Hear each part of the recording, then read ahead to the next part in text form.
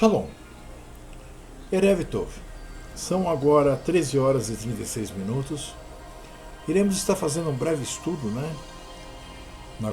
dando continuidade, ao estudo das profecias, ao estudo dos sinais dos últimos tempos, E hoje nós iremos estar falando a respeito, sobre as interpretações rabínicas, Vai ser um primeiro, nós vamos ter outros sobre esse assunto. Mas como são assuntos diferentes, eu vou fazer, mesmo que fique curto, um por vez, para que possam prestar bastante atenção no que vai ser dito, porque tem muita lógica e tem muito a ver também, quando nós tiramos fora todo aquele entulho cristão e começamos a observar, como disse Hamashia, os sinais dos tempos, nós começamos a observar que tem muito a ver também.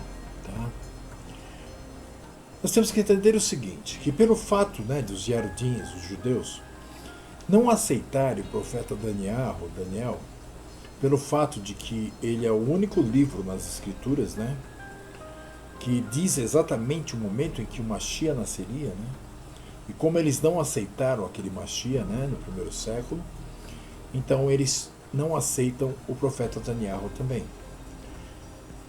E por outras questões, que foram colocadas pelo cristianismo, que realmente, como eu sempre digo, se eu fosse judeu e Yarudim e escutasse o que se prega na cristandade, eu jamais iria crer no Jesus Cristo, as quais os Yarudins descartam, é claro. Eu também descarto. Tudo que vem da cristandade, a cada dia que passa, eu descarto mais. Mas nós entendemos que o caminho do entendimento das profecias, por parte dos rabinos e Yarudim, ele segue por um caminho um pouco diferente, pelo fato deles não terem o livro de Daniel e nem o de Apocalipse. Percebem? Tudo aquilo que nós aprendemos na Aliança Renovada, eles não têm. Então, muitas vezes existe um certo desencontro no caminhar. Mas é interessante, como nós vamos ver hoje, que nos finalmente, como se diria, acaba chegando próximo. Então, por parte dos rabinos, eles seguem um caminho diferente, mas que, por mais incrível que pareça, como eu disse, os resultados são muito próximos. Afinal, de alguma forma, nossos irmãos Yarudins também observam os sinais do tempo. Afinal, o que foi dito pelo profeta Amós no capítulo 3, versículo 7, é válido para todas as tribos da nação Yashuru, inclusive para a tribo Yarudim, para a tribo de Yahudá. Amós diz: certamente Yahu não fará coisa alguma sem ter revelado seu segredo aos seus servos, os profetas. Então, independente deles não terem a crença que o Mashiach já nasceu, que o Mashiach veio como servo sofredor, Ben Yosef, morreu, foi ressuscitado, está à destra do Pai, por eles não terem essa fé, por eles não terem abraçado isso, porque não lhes era dado abraçar isso na época, nós temos que ver que tudo é um plano, eles foram por um outro caminho. Se nós formos conversar com um rabino a respeito da estátua de Nabucodonosor, por exemplo, ele vai dar risada. Nós temos que entender que a palavra não é formada apenas pelo livro de Daniel, nem pelo Apocalipse. A palavra toda, ela é profecia. Se eu nunca tivesse lido Daniel nem Apocalipse, com certeza eu teria uma visão da vinda do Mashiach muito próxima daquela visão que tem os Yarudins. Os Yarudim. Eu e minha mania de colocar um S aí. A questão tem sempre a ver com datas, previsões e cumprimentos de profecias. Sei que há quem acha que datas e números não têm qualquer relevância bíblica, mas o estudo aprofundado das Sagradas Escrituras conduzirá facilmente a uma opinião diferente. A pessoa vai ver que não tem como fugir disso, porque nos é dado, como diz Amós, pelos profetas, as dicas dos tempos. Né?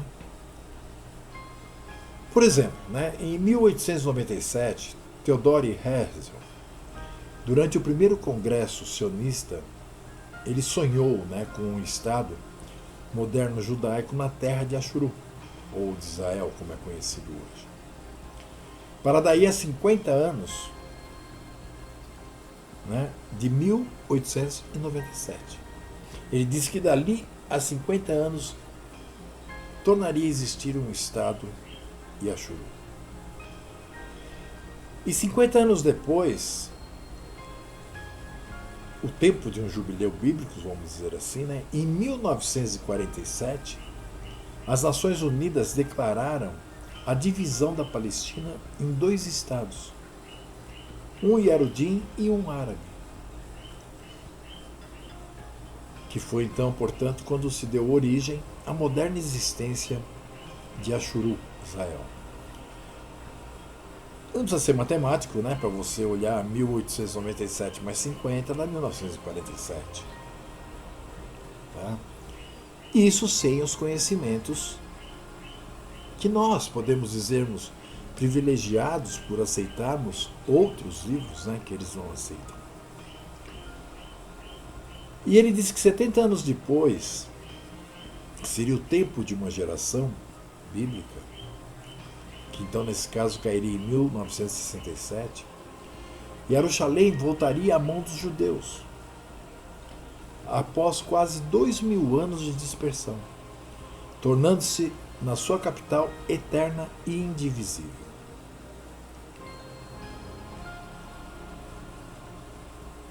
Agora, surge uma questão, né? É colocado um ano para a chegada do Mashiach. Porque para eles ainda não houve, né, o nascimento do Mashiach. Eles estão aguardando a vinda do Mashiach. E eles colocam 2017. E isso tudo por uma razão matemática, porque de 1947, ou seja, do início da existência do Yashuru, Israel moderno, até 2017, irão decorrer exatamente 70 anos. Ou seja, o tempo de uma geração bíblica. Muitos intérpretes da Bíblia, né, acham que quando Yahushua HaMashiach referiu no seu sermão profético, né, lá em Mateus 24:34, onde ele diz assim: em verdade vos digo que não passará esta geração sem que tudo isso aconteça. Muitos creem que ele estava falando justamente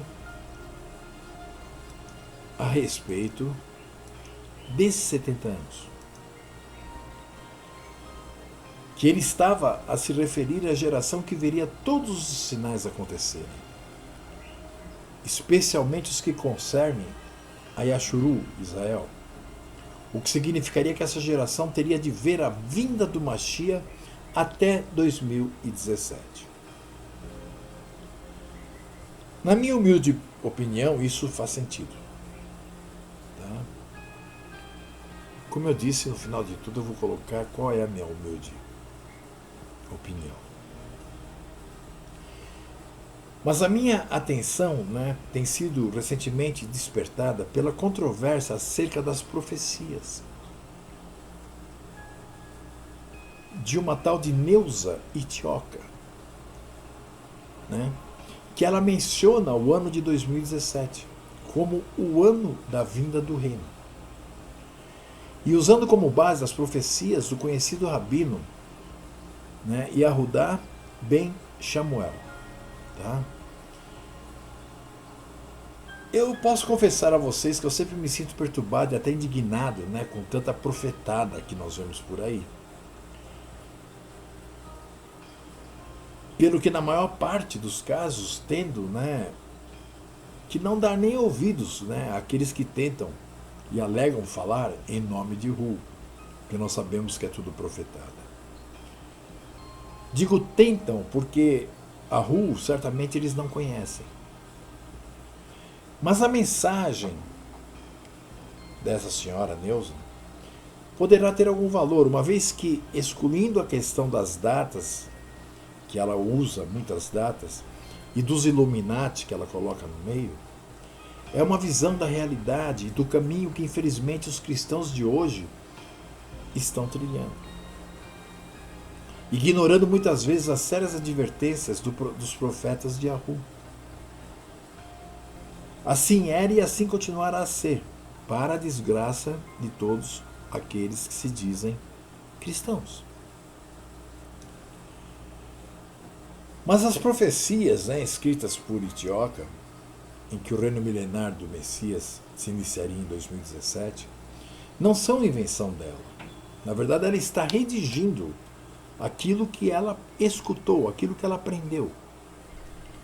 Porque tem na sua origem as famosas profecias dos jubileus, que foram preditas pelo rabino Yehudá ben Shamuel,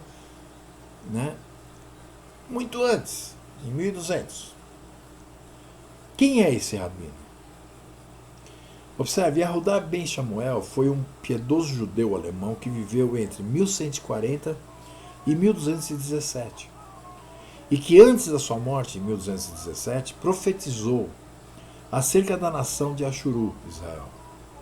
E as suas profecias, aqui eu prefiro chamar visões, ou entendimentos dados por Hu, tem a ver com períodos de tempos relacionados com os jubileus bíblicos. Portanto, períodos de 50 anos cada. Se nós vemos em Levítico, no capítulo 25, versículo de 8 a 13, nós vamos encontrar o seguinte: também contará 7 semanas de anos, 7 vezes 7 anos, de maneira que os dias das 7 semanas de anos te serão 49 anos.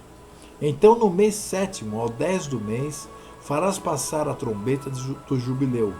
No dia da expiação fareis passar a trombeta por toda a vossa terra. E santificareis o ano 50º, e apregoareis liberdade na terra e a todos os seus moradores. Ano de jubileu vos será, e tornareis cada um a sua possessão e a sua família. O ano 50º vos será jubileu, não semeareis nem colhereis o que nele nascer de si mesmo, nem nele vindimareis as uvas das separações. Porque jubileu é, santo será para vós, a novidade do campo comereis. Neste ano de jubileu tomareis cada um a sua possessão. Então, segundo Yehudá, o Império Otomano Turco reinaria sobre a cidade santa de Jerusalém por 8 jubileus. Portanto, 8 vezes 50 anos, que seriam 400 anos. E por incrível que pareça, assim aconteceu. 300 anos depois dele ter previsto isso, em 1517, os turcos do Império Otomano tomaram o controle de Jerusalém, dominando a cidade nos 400 anos seguintes. E foi exatamente 400 anos depois, portanto, 8 jubileus depois, que os turcos foram expulsos da Terra Santa pelas forças do general inglês George Hallambe, tendo Jerusalém sido capturada e libertada pelos britânicos em 9 de dezembro de 1917. Durante a festa do Hanukkah, sem que um só tiro tivesse sido disparado, a primeira parte da previsão do rabino concretizou-se com exatidão. Mas o rabino tinha também previsto que durante o 9º ano jubileu, portanto 450 anos a contar da invasão turca de 1517, Jerusalém se tornaria numa terra de ninguém. E isso aconteceu exatamente entre 1917 e 1967. Jerusalém foi colocada sob a alçada britânica, a mando das Ligas das Nações. não pertencendo literalmente a nenhuma nação. Até mesmo depois da Guerra da Independência de Ashuru, 1948 e 1949. Jerusalém estava dividida, com os judeus dominando de um lado e os jordanos do outro, havendo uma faixa de terra a meio, que ninguém podia atravessar. Só em 1967, portanto 450 anos depois, ou 9 jubileus depois, é que Jerusalém deixou de ser terra de ninguém, para voltar à soberania de Ashuru. A segunda parte da previsão do rabino concretizou-se com exatidão. Mas a terceira parte da previsão é ainda mais empolgante. O rabino Samuel profetizou que no 10º jubileu, portanto 10 vezes 50 anos, 500 anos, desde a conquista dos turcos em 1517, ou seja, em 2017, Jerusalém estaria sob o domínio dos Yarudim, depois de mais de 2000 anos de diáspora, Yarudim, e o reinado messiânico se iniciaria no final deste período. O 10º jubileu iniciou-se em 1967 e vai terminar em 2017. E observe que ele coloca aqui: o reino messiânico iniciaria logo após o término do que ocorreria em 2017. Logo após o término do que ocorreria em 2017 seria o quê? 2018. Acredito que estamos, a caminho dos momentos finais da história humana, pelo menos dessa presente situação ou do governo humano. Especular datas é sempre perigoso e pode até tornar-se uma obsessão por alguns. Mas nós não estamos indo por aí. Contudo, isso não nos impede de estarmos atentos aos sinais. E nós não podemos descartar evidências históricas e, por que não, até proféticas, desde que elas não ponham em causa a revelação divina. E nisso que nós lemos agora, nisso que nós compilamos, não é o caso. A palavra de Yahu afirma claramente que o reino está para vir. Será em 2017, 2018? Poderá ser antes? Poderá ser depois? Não sabemos ainda ao certo. Mas de uma coisa eu estou certo. Quando Yahushua nos ensinou a orar, venha o teu reino, é porque ele virá, e tudo indica que estamos próximos desse grande dia. Maranata. Portanto, estejamos nós prontos. Shalom Yashuru. Então esse é o nosso estudo de hoje. Eu espero que preste atenção nele. E assim nós vamos caminhando para podermos chegar naquilo que hoje cremos. Ok? Então tenham uma ótima tarde de paz. Eu vou estar aqui fazendo outras coisas. E amanhã prosseguirei com esse estudo. Desejo a todos a Shalom de Yahushua HaMashiach e espero que esteja sendo edificante para aqueles que querem aprender, para aqueles que foram chamados para escutar. Eu sei que aqueles que querem falar não ouvem nada, portanto, não posso fazer nada por eles. Em nome de Yahushua HaMashiach, eu me despeço desejando Shalom, um beijo na testa e no coração. Fui.